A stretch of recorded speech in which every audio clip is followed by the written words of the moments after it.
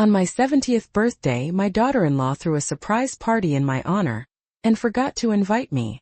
That was the sentence Eleanor Whitmore would later repeat in her mind, not with tears, not with rage, but with the quiet clarity of someone who finally understood her place. The week before her birthday, Daniel had stopped by her colonial-style home in West Hartford with an unusual brightness in his voice.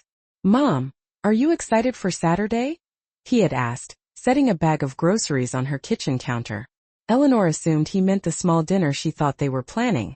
Just family, maybe a cake, perhaps her favorite lemon glaze from the bakery on Main Street. She smiled and said she was looking forward to it. Vanessa stood near the doorway, scrolling through her phone, her expression unreadable, offering a tight smile that didn't quite reach her eyes. Eleanor noticed the glance Vanessa gave Daniel, quick, subtle, but loaded with something Eleanor couldn't name at the time. That night, Eleanor took out her good china anyway. She polished the silverware she had received as a wedding gift in 1976.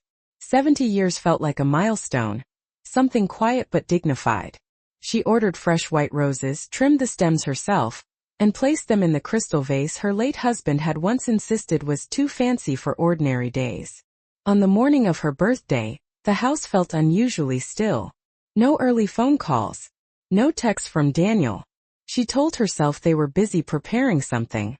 She brewed her coffee, measured carefully, 2 scoops for 4 cups, just the way she always had.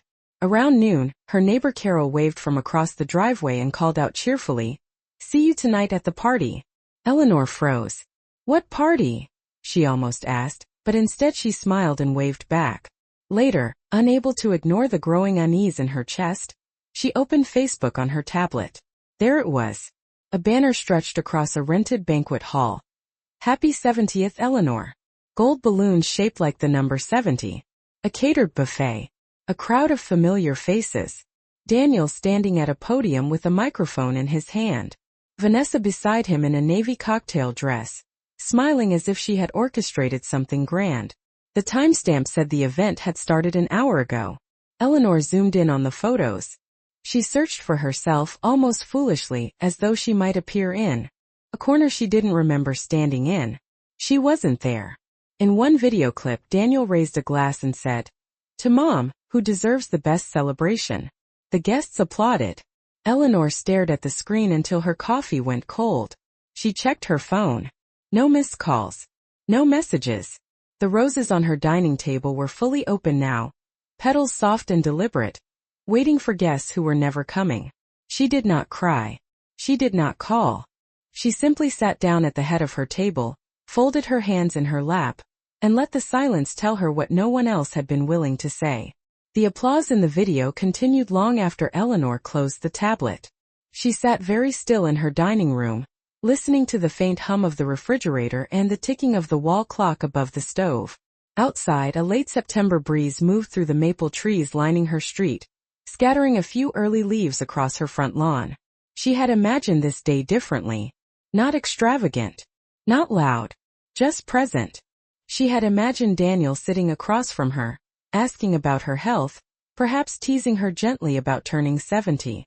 Instead, she imagined him standing beneath rented chandeliers, thanking guests for celebrating a woman who was eating alone at her own table. Around 3 o'clock, her phone finally lit up. A text message from Vanessa appeared first.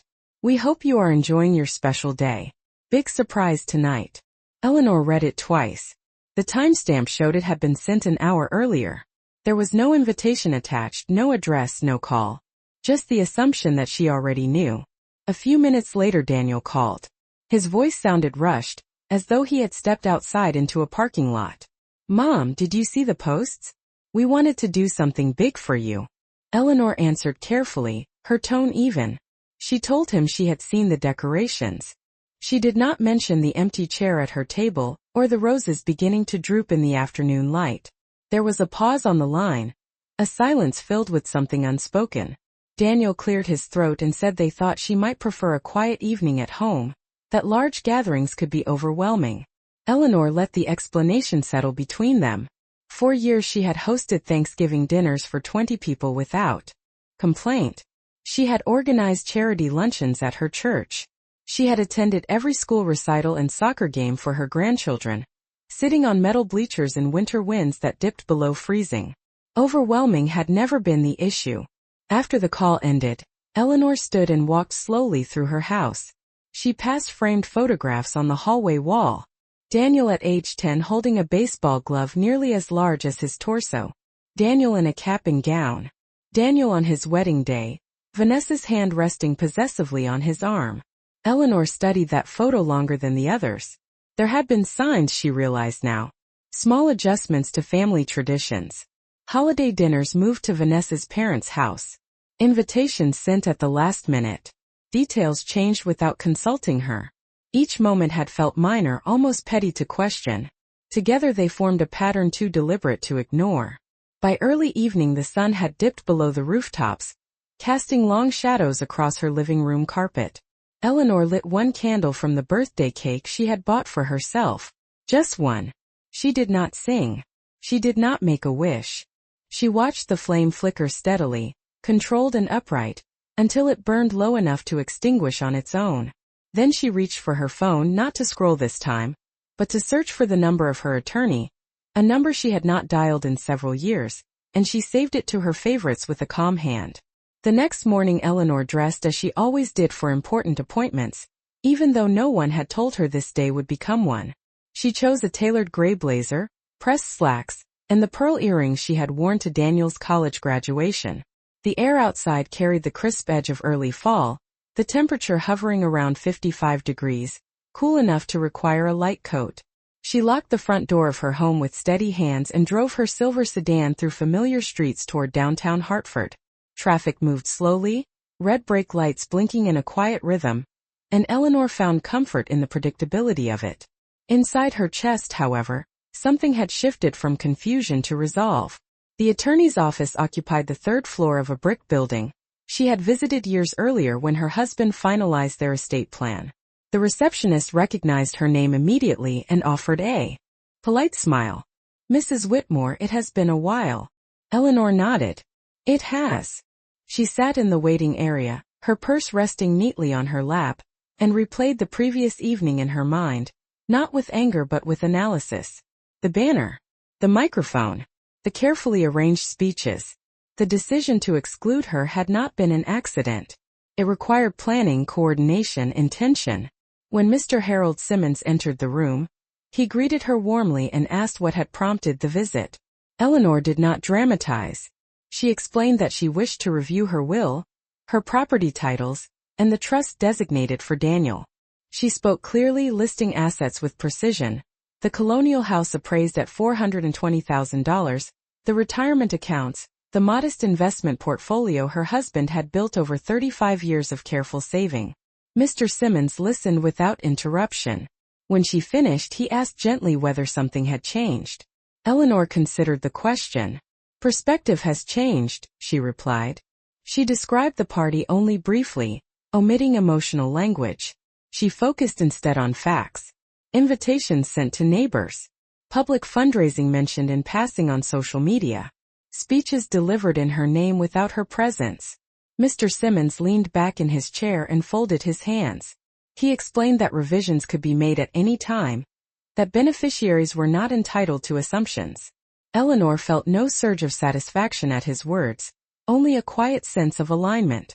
For years she had believed love guaranteed loyalty. Now she understood that documentation guaranteed clarity. After the meeting she requested copies of every document. She scheduled a follow-up appointment for the following week. Outside, the afternoon sun reflected off the glass windows of nearby office buildings. Eleanor stood on the sidewalk for a moment, breathing in the cool air. Her phone vibrated in her purse. A new photo had been posted online. Vanessa smiling beside a cake shaped like the number 70, captioned, "So grateful to celebrate our amazing matriarch." Eleanor looked at the word matriarch and almost smiled. She returned the phone to her purse without responding. Titles printed on banners were temporary. Signatures on legal documents were not.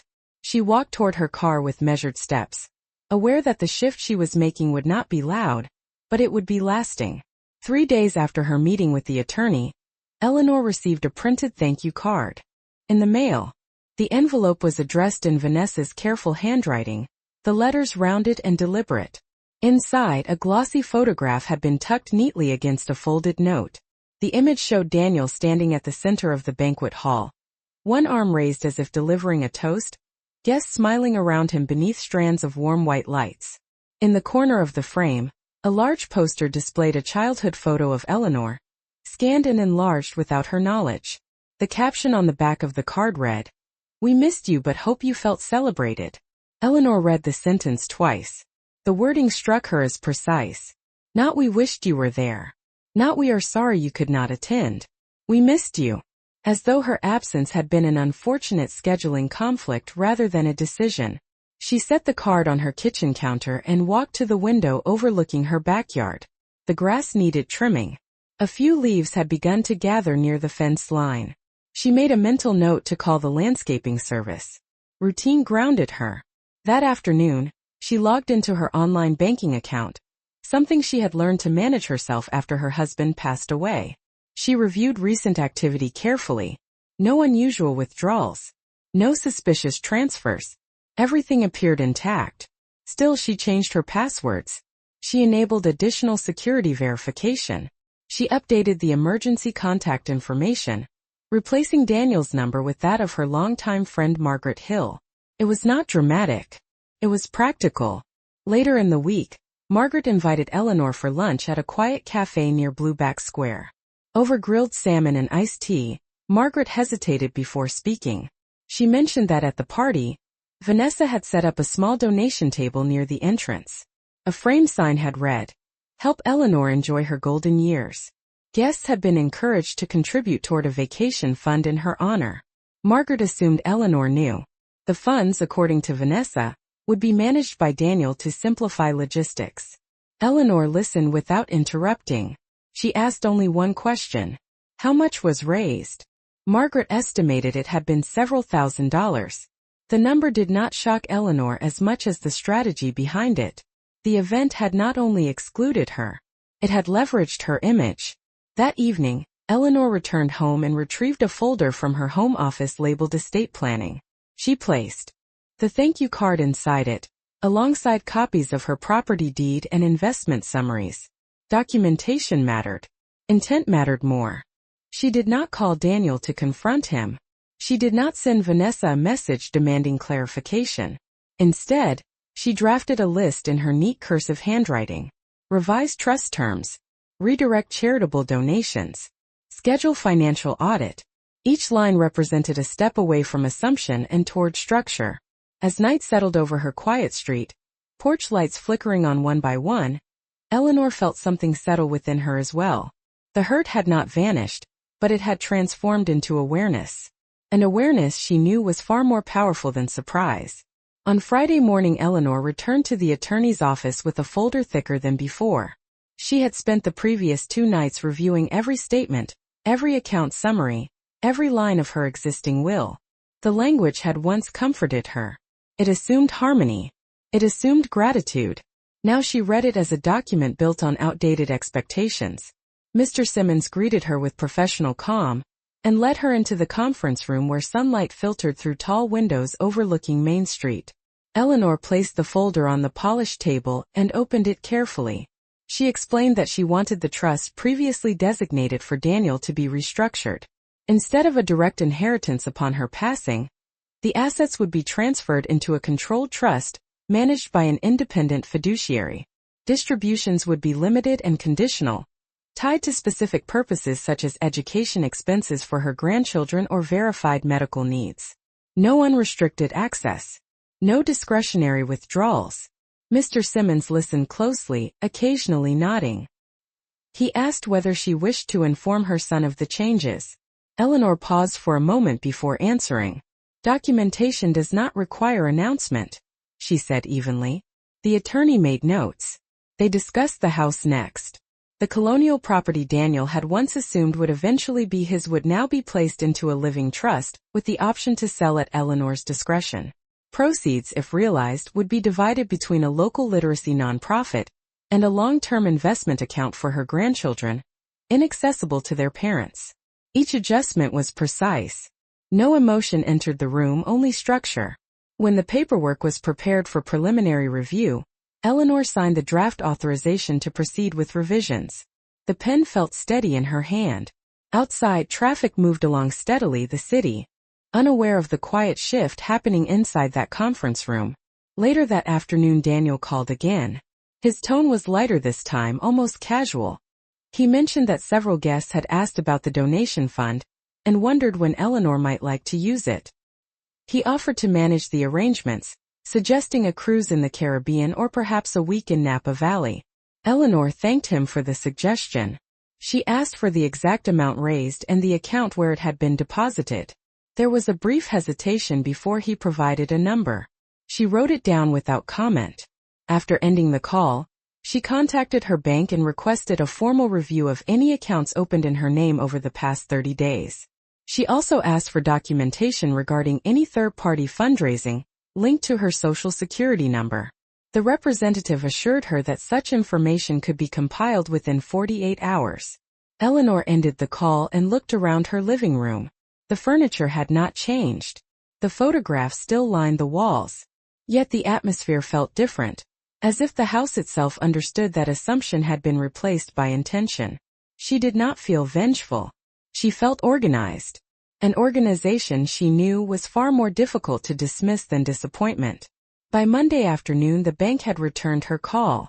Eleanor sat at her kitchen table with a notepad aligned perfectly parallel to the wood grain as a representative explained that no accounts had been opened directly in her name, but a temporary event fund had been created under Daniel Whitmore with a description referencing her birthday celebration. The total amount deposited was $8,420.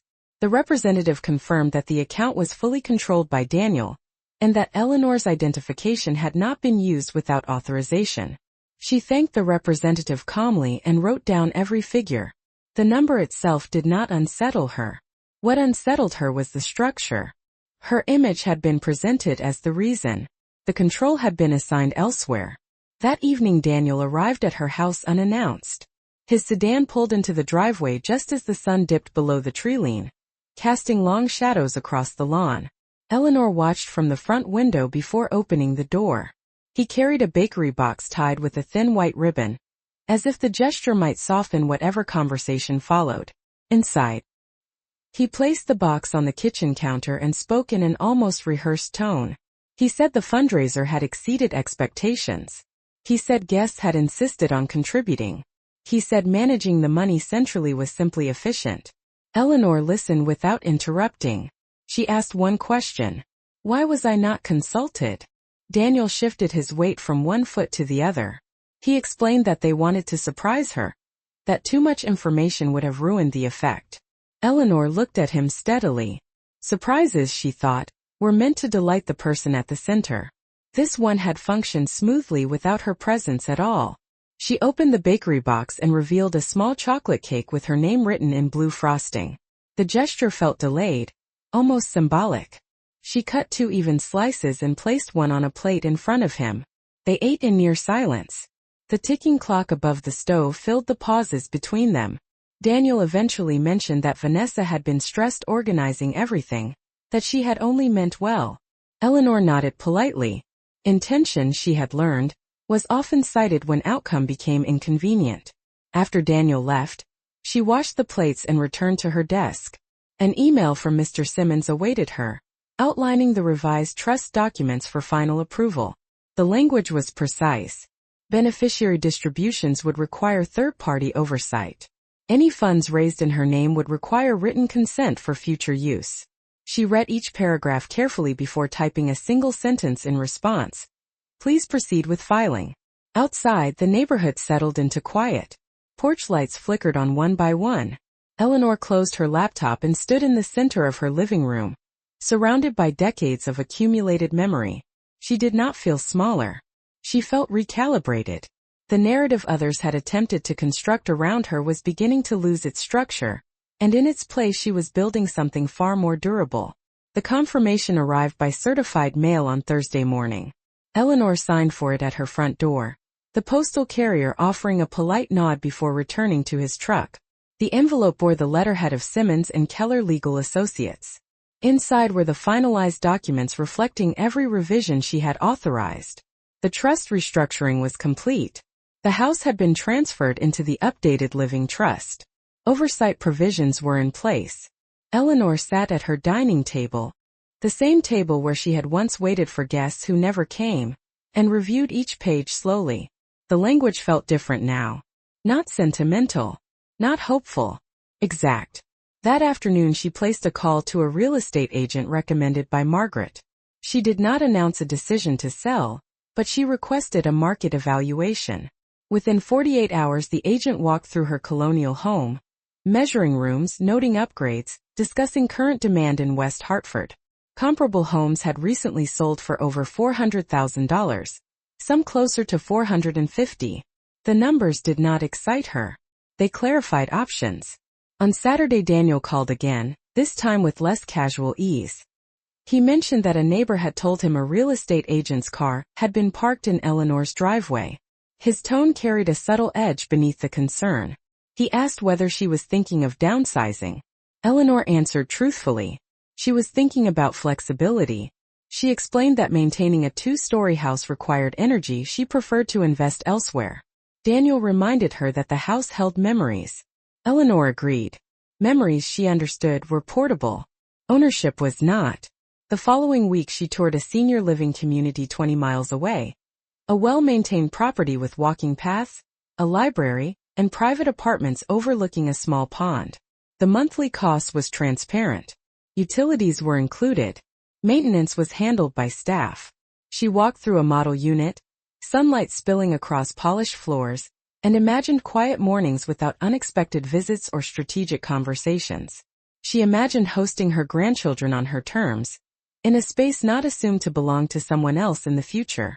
Meanwhile, Mr. Simmons sent a formal notice to Daniel informing him that any future use of funds raised in Eleanor's name required written authorization. The letter was respectful and professional. Did not accuse. It clarified. 2 days later Daniel appeared at her doorstep once more. This time without cake or casual explanations. He asked why a lawyer had contacted him. Eleanor invited him inside and gestured toward the living room. She did not raise her voice. She did not reference the party. She simply explained that transparency protects everyone involved. If money carried her name, it required her consent. If property carried her history, it required her direction. Daniel listened, his expression shifting from confusion to discomfort. Eleanor remained composed. She had not acted in secrecy. She had acted in structure. And structure, once established, does not bend easily to assumption. Vanessa arrived the following Sunday afternoon. Her expression composed but sharpened by purpose. She did not remove her sunglasses immediately when Eleanor opened the door, as though she needed a moment to adjust to the interior light or perhaps to the atmosphere inside the house. Daniel stood a step behind her, unusually quiet. They took seats in the living room where family holidays had once unfolded with predictable warmth. Eleanor sat across from them in her high-backed chair, her posture straight, her hands folded loosely in her lap. Vanessa began speaking first. She explained that the letter from the attorney had felt unnecessary, even embarrassing. Several guests had already asked why additional authorization was required for money that had been raised in good faith. Her tone was measured, but beneath it lay frustration at losing control of the narrative. Eleanor listened without interruption. She allowed the silence after Vanessa's final sentence to extend just long enough to settle. Then she spoke. She said that good faith thrives in transparency. She said that public generosity requires private clarity. She reminded them that her name was not a decorative element for fundraising or social approval. It represented a lifetime of work, savings, and responsibility. Daniel shifted forward, elbows resting on his knees. He insisted that no one had intended harm. He said they had wanted to honor her, to show the community how much she meant to them. Eleanor held his gaze steadily. Honor, she replied, includes presence. Celebration includes consent. Vanessa removed her sunglasses at last, placing them carefully on the coffee table. She suggested that perhaps Eleanor was overreacting to a misunderstanding. Eleanor did not correct her. She simply stood and walked toward the hallway, returning moments later with a neatly organized folder. Inside were copies of the revised trust documents, the property evaluation, and the bank summary. She placed the folder on the table between them without pushing it forward. She explained that she had updated her estate structure to reflect independence and oversight. She explained that any future financial activity connected to her identity would require written approval. Her voice never rose. It did not need to. The clarity of her preparation spoke louder than confrontation. The room grew still. Daniel's eyes moved from page to page as though searching for a clause that restored familiarity. There was none. Vanessa's composure tightened, her jaw set in quiet calculation. Eleanor finally added that she was exploring a move to a senior living community within the next year. The house would not remain an assumption. It would remain her decision. No one argued further. The conversation did not end with reconciliation. It ended with understanding. As they left, Eleanor walked them to the door, offering the same polite farewell she would extend to any visitor. When the door closed, she did not feel victorious. She felt defined. And definition, once spoken clearly, does not require repetition. 2 months later, a small white sign appeared on Eleanor's front lawn. It did not shout. It simply stated that the property was available. The real estate agent scheduled viewings during the week, and Eleanor kept the house immaculate, sunlight streaming through clean windows onto polished hardwood floors. Prospective buyers commented on the crown molding, the updated kitchen, the wide staircase that curved gently toward the second floor. Eleanor listened politely, answering questions without attachment. The house had held decades of memory, but memory did not require square footage to survive. Within 3 weeks, an offer arrived slightly above asking price. $460,000. The closing was scheduled for early November. Daniel called the evening he learned the contract had been signed. His voice carried disbelief rather than anger. He asked why she had moved so quickly. Eleanor explained that clarity does not benefit from delay. She assured him that arrangements had been made to ensure stability for everyone involved. The updated trust documents, already finalized, outlined the distribution of proceeds. A significant portion would fund a long-term educational account for her grandchildren, accessible only upon reaching certain milestones. Another portion would support the literacy nonprofit she had volunteered with for years. The remainder would secure her residence at the senior community overlooking the pond. Daniel grew quiet as she described the structure. There was no argument left to make. On moving day, Eleanor stood in the empty living room one final time. The walls were bare, the photographs carefully packed into labeled boxes. She walked from room to room without lingering. Outside, a moving truck idled at the curb while 2 workers loaded the last pieces of furniture. The air measured 50 degrees, crisp and bright beneath a clear sky. When she closed the front door for the final time, she did not look back dramatically. She simply locked it and handed the keys to the agent. Her new apartment welcomed her with fresh paint, wide windows, and a view of water reflecting late afternoon light. Within days, she arranged her familiar armchair near the window and placed the framed photographs along a narrow console table. The space felt smaller, but it also felt entirely hers. A week later, her grandson called directly, asking if he could visit and see the pond. Eleanor smiled and told him she would have hot chocolate ready. There were no banners, no microphones, no public speeches. Only conversation chosen freely. Vanessa did not call again about the fund. Daniel's messages grew more careful, more respectful. Eleanor did not celebrate the shift. She simply lived within it. Autonomy had replaced assumption. Structure had replaced surprise. And for the first time in a long while, her name belonged only to her.